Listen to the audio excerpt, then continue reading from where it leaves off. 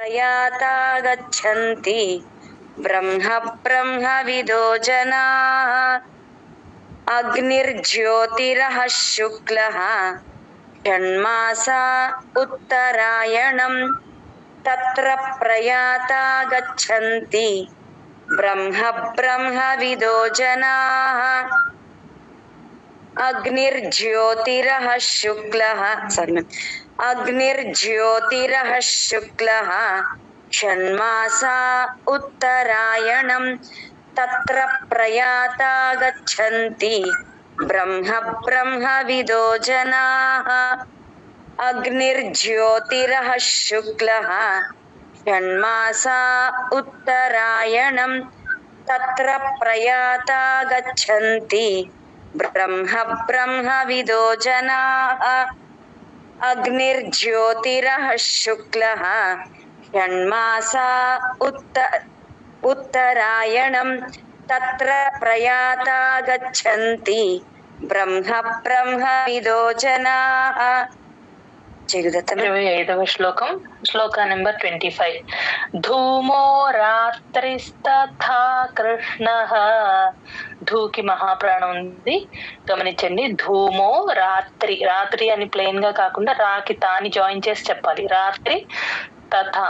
ఇక్కడ చూడండి, ఒత్తు మామూలు తా, నెక్స్ట్ ఒత్తు థా, రెండు పక్క పక్కనే ఉన్నప్పుడు ఫస్ట్ తాకి పడే అవకాశం ఉంటుంది మహాప్రాణం. కొంచెం జాగ్రత్తగా చెప్పాలి. ధూమో రాత్రిస్తథా కృష్ణః. ధూమో రాత్రిస్తథా కృష్ణః. ధూమో రాత్రిస్తథా కృష్ణః. ధూమో రాత్రిస్తథా కృష్ణః. ఇక్కడ షణ్మాసా దక్షిణాయనం. ఇక్కడ పైకి వెళ్ళిపోయే ఛాన్స్ ఉంటుంది మెమరైజ్ చేసేటప్పుడు. ఇక్కడ కృష్ణ రాత్రి వచ్చినప్పుడు దక్షిణాయనం వస్తుందని, పైన శుక్ల వచ్చినప్పుడు ఉత్తరాయణం వస్తుందని గుర్తుపెట్టు. 24-25 కన్ఫ్యూజన్ శ్లోకాస్ అన్నమాట. షణ్మాసా దాకి కాని జాయిన్ చేసి దక్షి అనకుండా దక్షి, అలా దక్షిణ అనా కూడా క్లియర్ గా వినిపించాలి. షణ్మాసా దక్షిణాయనం. షణ్మాసా దక్షిణాయనం. షణ్మాసా క్లియర్ గా దక్షిణ అణ. షణ్మాసా దక్షిణాయనం. ఓకేనా మ్యామ్? ఇక్కడ దక్షిణాయనం అనా కూడా మామూలు ప్లేన్ నానే. కొంతమంది మీరు కరెక్ట్ గానే చెప్పారమ్మా, అనా వచ్చేస్తుంది అక్కడ. ఆ నా చివరిలో నాకి చూసుకోండి, అందరు గమనించుకోండి. చెప్పండి, ఇంకొకసారి చెప్పండి. Okay ma'am. షణ్మాసా దక్షిణాయనం తత్ర చాంద్రమసం జ్యోతిః. తాకింద రకారం ఉన్నప్పుడు తాని జాయిన్ చేసి చెప్పాలి. తత్ అని. తత్ర అనేకూడదు. తత్ర చాంద్రమసం జ్యోతిః. ఇక్కడ కూడా అంతే, జ్యోతి అనేకూడదు. JYO జియో. ఆ యా వినిపించాలి క్లియర్ గా. ఇక్కడ విసర్గ హీ అవుతుంది, నోట్ చేసేసుకోండి. విసర్గ పైన హీ అని రాసేసుకోండి. తత్ర చాంద్రమసం జ్యోతిః. తత్ర చాంద్రమసం జ్యోతిః. తత్ర చాంద్రమసం జ్యోతిః. జ్యోతి అనకుండా జాకి యావత్తు ఇంకొంచెం వినిపించాలమ్మా. జియో. Okay ma'am. తత్ర చాంద్రమసం జ్యోతిః. తత్ర చాంద్రమసం జ్యోతిః. తత్ర చాంద్రమసం జ్యోతిః. జ్యోతి అనే వస్తుంది. జ్యోతిః. ఇంకోసారి. Okay ma'am. అంతే అంతే. యోగి ప్రాప్య నివర్తతే. యోగి ప్రాప్య, గీకి పాని జాయిన్ చేసి చెప్పాలి. పా కింద రకారం ఉంది కదా, పా కింద రకారం బా కింద రకారం ఎప్పుడున్నా సరే రెండు పదాలు లోపల వైపు మూస్తే కరెక్ట్ గా వినిపిస్తుంది. యోగి ప్రాప్య నివర్తతే.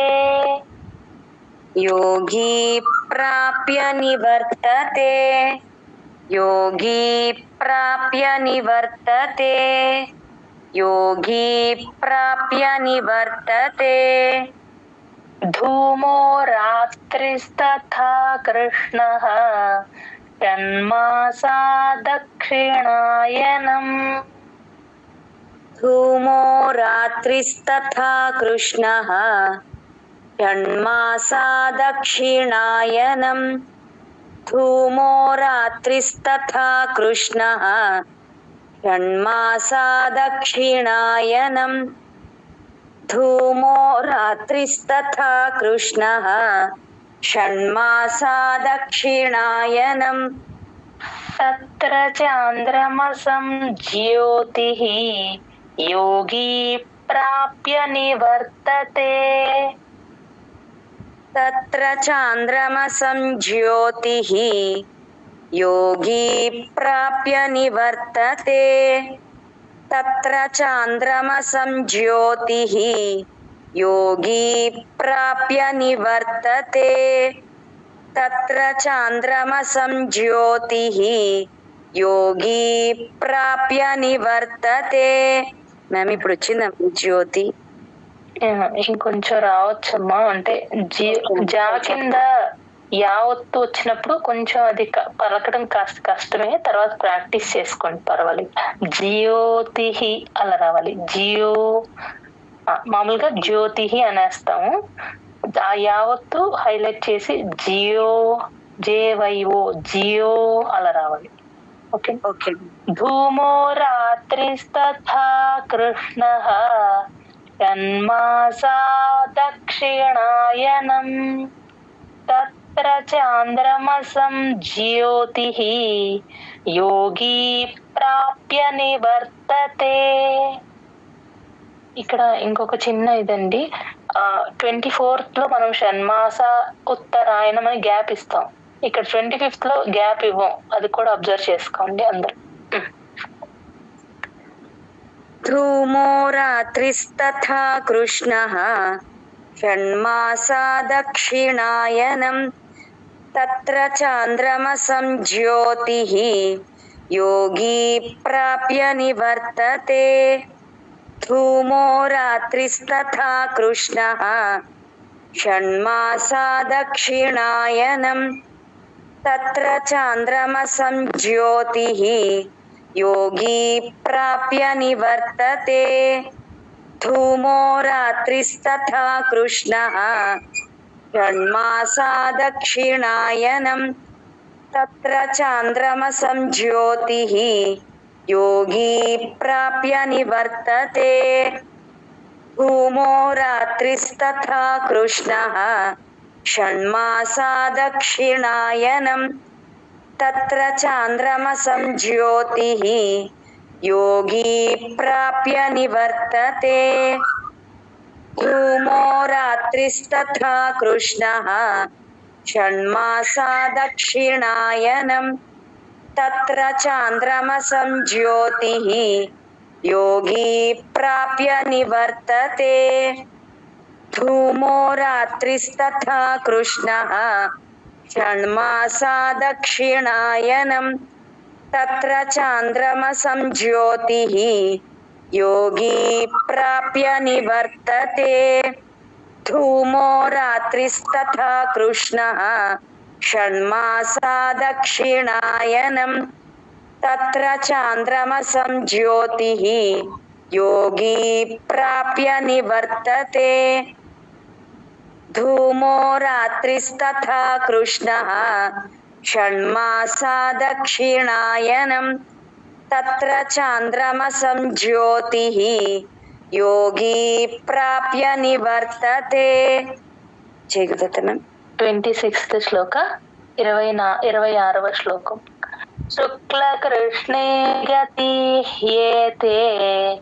ఇక్కడ శుక్ల కృష్ణే క్రూ తేల్చి చెప్పాలి. కృష్ణే కృష్ణ అన్నప్పుడు ఎప్పుడైనా సరే తేలిగ్గా చెప్పాలి. వట్రసుడు ఉన్నప్పుడు తేలిగ్గా తేలి చెప్పాలి.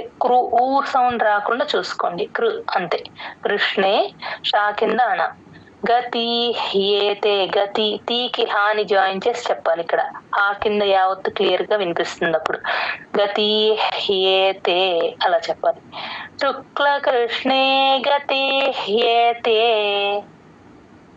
శుక్ల కృష్ణే గతి హ్యేతే శుక్ల కృష్ణే గతి హ్యేతే శుక్ల కృష్ణే గతి హ్యేతే జగత శాశ్వతే మతే సారీ అండి, జగత శాశ్వతే మతే జగత తాకి షాని జాయిన్ చేసి చెప్పాలి. జగత శాశ్వతే. ఇక్కడ రెండు షాలు పక్క పక్కన వచ్చినప్పుడు కరెక్ట్ క్లియర్ గా వినిపించాలి. ఒక షాలాగా ఒకటి సాలాగా చెప్పేస్తూ ఉంటారు. అలా కాకుండా రెండు శాశ్వతే అంతే. జగత శాశ్వతే మతే జగత శాశ్వతే మతే జగత శాశ్వతే మతే జగత శాశ్వతే మతే ఏకయా యాత్యనావృత్తిం. ఏ అనేది అచ్చు కంఠంలో నుంచి రావాలి. ఏకయా యాత్యన తా కింద యావత్తు కూడా క్లియర్ గా వినిపించాలి. యాత్యన వృత్తిం వృ తేల్చి చెప్పాలి. తా కింద తావత్తు వినిపించాలి. వృత్తిం అంతే. ఏకయా యాత్యన వృత్తిం ఏకయా యాత్యనా వృత్తిం ఏకయా యాత్యనా వృత్తిం ఏకయా యాత్యనా వృత్తిం అన్యయా వర్తతే పునః. అన్యయా నా కింద యావత్తు. అన్యయా వర్తతే పునః. అన్యయా ఒక్క సెకండ్. అన్యయా వర్తతే పునః అన్యయా వర్తతే పునః అన్యయా వర్తతే పునః శుక్లకృష్ణే గతి హ్యేతే జగత శాశ్వతే మతే శుక్లకృష్ణే గతి హ్యేతే జగత శాశ్వతే మతే శుక్లకృష్ణే గతి హ్యేతే జగత శాశ్వతే మతే శుక్లకృష్ణే గతి హ్యేతే జగత శాశ్వతే మతే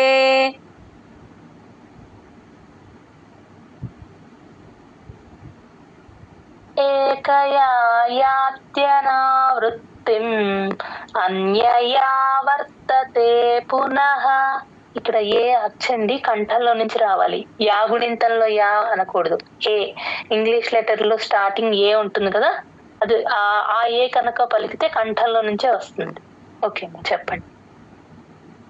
ఏకయా యాత్యనావృత్తిం అన్యయా వర్తతే పునః ఏకయా యాత్యనావృత్తిం అన్యయా వర్తతే పునః ఏకయా యాత్యనావృత్తిం అన్యయా వర్తతే పునః శుక్లకృష్ణే గతి హ్యేతే జగత శాశ్వతే మతే ఏకయా యాత్యనావృత్తిం అన్యయా వర్తతే పునః శుక్లకృష్ణే గతి హ్యేతే జగత శాశ్వతే మతే ఏకయా యాత్యనావృత్తిం అన్యయా వర్తతే పునః శుక్లకృష్ణే గతి హ్యేతే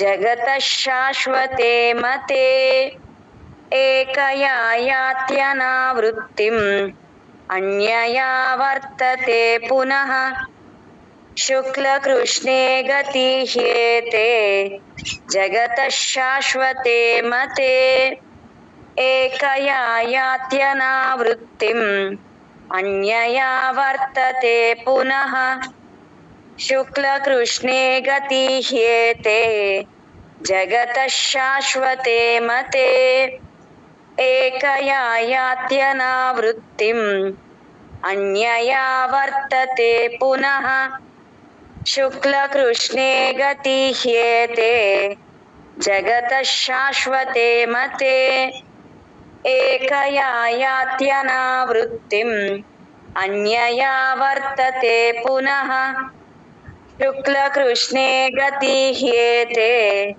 जगतः शाश्वते मते एकया यात्यनावृत्तिम् अन्यया वर्तते पुनः शुक्लकृष्णे गतिह्येते जगतः शाश्वते मते एकया यात्यनावृत्तिम् अन्यया वर्तते पुनः शुक्लकृष्णे गतिह्येते जगतः शाश्वते मते एकया यात्यनावृत्तिम् अन्यया वर्तते पुनः జయగుదత్త మ్యామ్ 27 శ్లోక నంబర్ 27 27వ శ్లోకం నైతే శృతి పార్థ జానన్ నా ప్లస్ ఐ నైతే శృతి శృ సాకి వట్రసుడు ఉంది తేల్చి చెప్పాలి శృతి తీకి దీర్ఘం ఉంది పార్థ టిహెచ్ఏ థా అది ధా చెప్పేస్తూ ఉంటారు గమనించుకోండి నైతే శృతి పార్థ జానన్ నైతే శృతి పార్థ జానన్ నైతే శృతి పార్థ జానన్ నైతే శృతి పార్థ జానన్ యోగి ముహ్యతి కశ్చన యోగి ముహ్యతి హా కింద యావత్తు క్లియర్ గా వినిపించాలి మూకి హాని జాయిన్ చేస్తే ముహ్ యతి ముహ్ ప్లస్ యతి ముహ్యతి అలా రావాలి అలాగే కశ్చన కశ్చన చాతో ల్యాండ్ అవ్వాలి మనం ఎప్పుడు చెప్పుకుంటాం కదా షా కింద చావత్తు ఎప్పుడు వచ్చినా సరే కష్ ముందక్షరానికి షాని జాయిన్ చేయాలి అంటే షాకి పొల్లు పెడతాం కష్ అంతే చన చాతో ల్యాండ్ అయ్యేటట్టు చూసుకోవాలి కశ్చన అంతే యోగి ముహ్యతి కశ్చన యోగి ముహ్యతి కశ్చన యోగి ముహ్యతి కశ్చన యోగి ముహ్యతి కశ్చన తస్మాత్ సర్వేషు కాలేషు తస్మాత్ సర్వేషు కాలేషు అంతే టూకి దీర్ఘం పెట్టకూడదు ఇక్కడ కాలేషు అని ట్యూన్ కోసం కాలేషు అంతే కట్ చేయాలి తస్మాత్ సర్వేషు కాలేషు తస్మాత్ సర్వేషు కాలేషు తస్మాత్ సర్వేషు కాలేషు తస్మాత్ సర్వేషు కాలేషు యోగయుక్తో భవార్జున యోగయుక్తో కా కింద తావత్తు భాకి మహాప్రాణం ఉంది భవార్జునలో భవార్జున అంతే ఎక్కడ మహాప్రాణం లేదు యోగయుక్తో భవార్జున అంటే మహాప్రాణం అంటే భాకు ఉందండి యూజువల్ గా వార్జున అని చెప్పేస్తూ ఉంటారు వార్జున చాలా ప్లెయిన్ గా చెప్పాలి యోగయుక్తో భవార్జున యోగయుక్తో భవార్జున యోగయుక్తో భవార్జున యోగయుక్తో భవార్జున నైతే శృతి పార్థ జానన్ యోగి ముహ్యతి కశ్చన నైతే శృతి పార్థ జానన్ యోగి ముహ్యతి కశ్చన నైతే శృతి పార్థ జానన్ యోగి ముహ్యతి కశ్చన నైతే శృతి పార్థ జానన్ యోగి ముహ్యతి కశ్చన తస్మాత్ సర్వేషు కాలేషు యోగయుక్తో భవార్జున తస్మాత్ సర్వేషు కాలేషు యోగయుక్తో భవార్జున తస్మాత్ సర్వేషు కాలేషు యోగయుక్తో భవార్జున తస్మాత్ సర్వేషు కాలేషు యోగయుక్తో భవార్జున. నైతే శృతి పార్థ జానన్ యోగీ ముహ్యతి కశ్చన తస్మాత్ సర్వేషు కాలేషు యోగయుక్తో భవార్జున. నైతే శృతి పార్థ జానన్ యోగీ ముహ్యతి కశ్చన తస్మాత్ సర్వేషు కాలేషు యోగయుక్తో భవార్జున. నైతే శృతి పార్థ జానన్ యోగీ ముహ్యతి కశ్చన తస్మాత్ సర్వేషు కాలేషు యోగయుక్తో భవార్జున. నైతే శృతి పార్థ జానన్ యోగీ ముహ్యతి కశ్చన తస్మాత్ సర్వేషు కాలేషు యోగయుక్తో భవార్జున. నైతే శృతి పార్థ జానన్ యోగీ ముహ్యతి కశ్చన తస్మాత్ సర్వేషు కాలేషు యోగయుక్తో భవార్జున. నైతే శృతి పార్థ జానన్ యోగీ ముహ్యతి కశ్చన తస్మాత్ సర్వేషు కాలేషు యోగయుక్తో భవార్జున. నైతే శృతి పార్థ జానన్ యోగీ ముహ్యతి కశ్చన తస్మాత్ సర్వేషు కాలేషు యోగయుక్తో భవార్జున. నైతే శృతి పార్థ జానన్ యోగీ ముహ్యతి కశ్చన తస్మాత్ సర్వేషు కాలేషు యోగయుక్తో భవార్జున. నైతే శృతి పార్థ జానన్ యోగీ ముహ్యతి కశ్చన తస్మాత్ సర్వేషు కాలేషు యోగయుక్తో భవార్జున. జగదత్తనం 28 శ్లోక శ్లోక నెంబర్ 28 28వ శ్లోకం. ఈ శ్లోకం 8వ చాప్టర్ లో లాస్ట్ శ్లోక. ఇది 4 లైన్ శ్లోక అండి. నార్మల్ గా మనం ఈ ట్యూన్ కొంచెం చేంజ్ అవుతుంది, కొంచెం గమనించుకోండి అందరూ. మనం ఇక్కడ ఈ చాప్టర్ లో 4 శ్లోకాస్ అలాగే వస్తాయి, 9, 10, 11 and 8, 28. ఈ 4 శ్లోకాస్ ట్యూన్ చేంజ్ అవుతుంది. వేదేషు యజ్ఞేషు తపస్సు చైవ. వేదేషు అంతే, యజ్ఞేషు అజ్ఞ క్లియర్ గా వినిపించాలి. యజ్ఞేషు తపస్సు, పాకి సాని జాయిన్ చేసి చెప్తే సా కింద సావత్తు క్లియర్ గా వినిపిస్తుంది. చైవ, చా ప్లస్ ఐ, చైవ అంతే. వేదేషు యజ్ఞేషు తపస్సు చైవ. వేదేషు యజ్ఞేషు తపస్సు చైవ. వేదేషు యజ్ఞేషు తపస్సు చైవ. వేదేషు యజ్ఞేషు తపస్సు చైవ. దానేషు యత్ పుణ్య ఫలం ప్రదిష్టం. దానేషు యత్ పుణ్య, పైన పెన్సిల్ తో రాసుకోండి, ఆ తా వినిపించాలి. యత్ పుణ్య ఫలం, ఆ పా కింద ఒత్తు వచ్చినప్పుడు ఇంకా కూడా ఫలం అని చెప్తున్నారండి చాలా మంది. ఆ ఫా అని రాకూడదు, ఫా అంతే. పాకి ఒత్తు, ఫా ఫలం అంతే. అదొకటి అందరూ కరెక్ట్ చేసుకోండి. యత్ పుణ్య ఫలం ప్రదిష్టం, ఆ పా కింద రకారం ఉంది కదా, అది క్లియర్ గా వినపడాలి. ప్రదిష్టం, ఎక్కడ ప్రదిష్టంలో మహాప్రాణం లేదు, షా కింద ప్లేన్ టా అది. దానేషు, ఒక్క నిమిషం. దానేషు యత్ పుణ్య ఫలం ప్రదిష్టం. దానేషు యత్ పుణ్య ఫలం ప్రదిష్టం. దానేషు యత్ పుణ్య ఫలం ప్రదిష్టం. దానేషు యత్ పుణ్య ఫలం ప్రదిష్టం. అత్యేతి తత్సర్వమిదం విదిత్వా.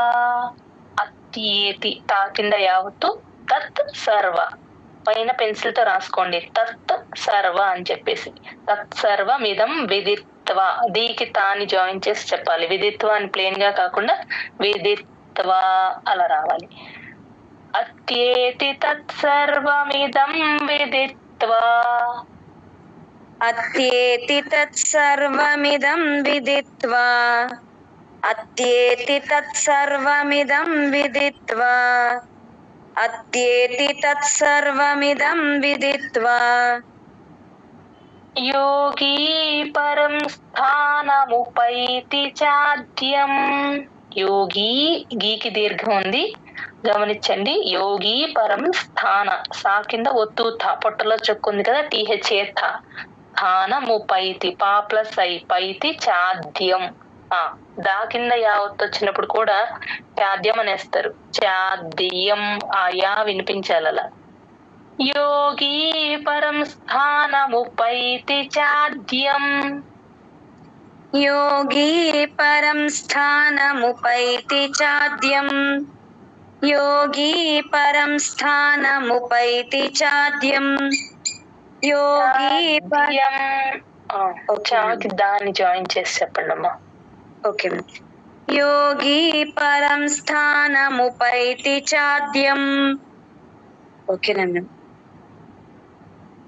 వేదేషు యజ్ఞేషు తపస్సు చైవ దానేషు యత్ పుణ్యఫలం ప్రదిష్టం. వేదేషు యజ్ఞేషు తపస్సు చైవ దానేషు యత్ పుణ్యఫలం ప్రదిష్టం. వేదేషు యజ్ఞేషు తపస్సు చైవ దానేషు యత్ పుణ్యఫలం ప్రదిష్టం. వేదేషు కంటిన్యూ. వేదేషు యజ్ఞేషు తపస్సు చైవ దానేషు యత్ పుణ్యఫలం ప్రదిష్టం. అత్యేతి తత్సర్వమిదం విదిత్వా యోగీ పరం స్థానముపైతి చాద్యం. అత్యేతి తత్సర్వమిదం విదిత్వా యోగీ పరం స్థానముపైతి చాద్యం. అత్యేతి తత్సర్వమిదం విదిత్వా యోగీ పరం స్థానముపైతి చాద్యం. అత్యేతి తత్సర్వమిదం విదిత్వా యోగీ పరం స్థానముపైతి చాద్యం. విదిత్వా దీకి తాను జాయిన్ చేసి చెప్పాలి. మధ్యలో ఒక్కసారి వదిలేశారమ్మా, తర్వాత గమనించుకోండి. వేదేషు యజ్ఞేషు తపస్సు చైవ దానేషు యత్ పుణ్యఫలం ప్రదిష్టం. అత్యేతి తత్సర్వమిదం విదిత్వా యోగీ పరం స్థానముపైతి చాద్యం. వేదేషు యజ్ఞేషు తపస్సు చైవ దానేషు యత్ పుణ్యఫలం ప్రదిష్టం.